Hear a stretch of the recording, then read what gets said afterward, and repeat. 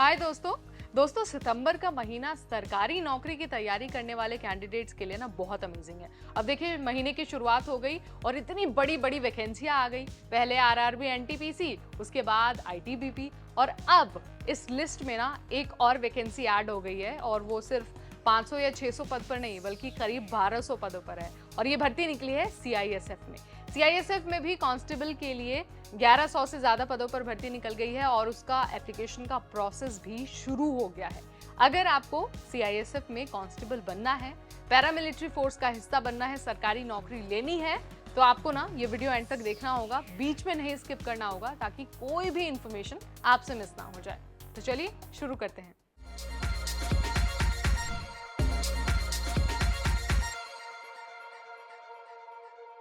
CISF में जो constable की भर्ती चल रही है ना, उसके लिए आपके पास 30 सितंबर तक का टाइम है। आप 30 सितंबर तक वेबसाइट पर जाकर अपना फॉर्म भर सकते हैं।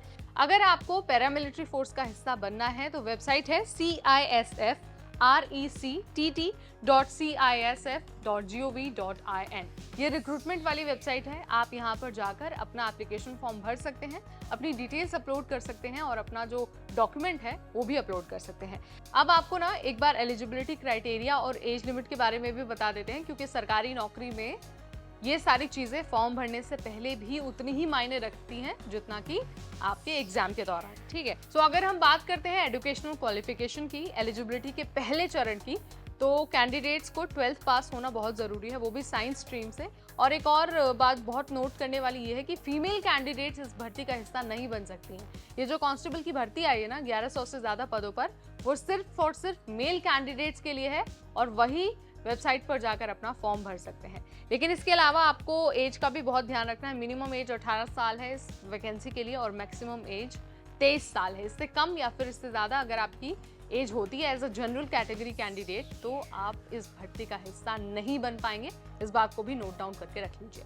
जो भी कैंडिडेट अप्लाई कर रहे हैं उनको फिजिकल मेजरमेंट्स का भी बहुत ध्यान रखना है, यानी कि हाइट और जो चेस्ट का मेजरमेंट है उसका बहुत ध्यान रखना है।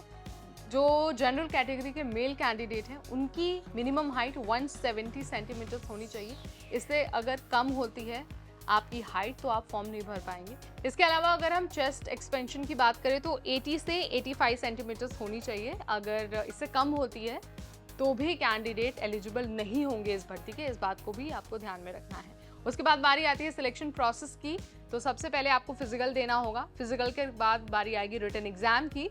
रिटन के बाद आपका मेडिकल टेस्ट भी होगा और फिर होगा डॉक्यूमेंट वेरिफिकेशन। देखिए अगर आप मेडिकली अनफिट होते हैं तो आपने अपने रिटन एग्जाम में कितना ही बेहतरीन क्यों ना परफॉर्म किया हो, आपको सिलेक्ट नहीं किया जाएगा। इस बात से तो मुझे लगता है हर कैंडिडेट वाकिफ है ही। आप जो मेडिकल मेजरमेंट्स है ना उनको भी आपको बहुत अच्छे से ध्यान में रखना है, उन सारी चीज़ों को भी माइंड में रखना है और उसके बाद ही अपना फॉर्म भरना है। तो ये कुछ ऐसी डिटेल्स हैं जो फॉर्म भरते वक्त आपको हमेशा अपने माइंड में रखनी है।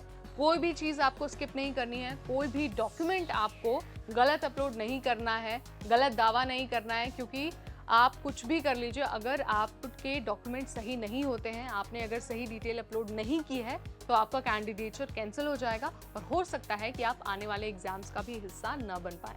तो इन सारी चीज़ों को ध्यान में रखते हुए आपको फॉर्म भरना है। 30 सितंबर आखिरी तारीख है। उसके बाद आपको सीआईएसएफ से जुड़ने का, कांस्टेबल बनने का मौका नहीं मिलेगा। सिर्फ और सिर्फ 12th पास कैंडिडेट अप्लाई कर सकते हैं, वो भी साइंस स्ट्रीम वाले। आर्ट्स और जो कॉमर्स वाले बच्चे हैं उनके लिए ये वाली वैकेंसी नहीं है। सितंबर का महीना है और इतनी बड़ी बड़ी वैकेंसीज आ रही है तो अभी भी आपके पास मौका है कि आप सीआईएसएफ के अलावा आप आईटीबीपी के लिए फॉर्म भर सकते हैं, आरआरबी एनटीपीसी के लिए भी फॉर्म भर सकते हैं। आपको अगर सरकारी नौकरी की ऐसी लेटेस्ट जानकारी और हासिल करनी है, ऐसे अपडेट्स और जानने हैं तो stay tune to NBT tech add.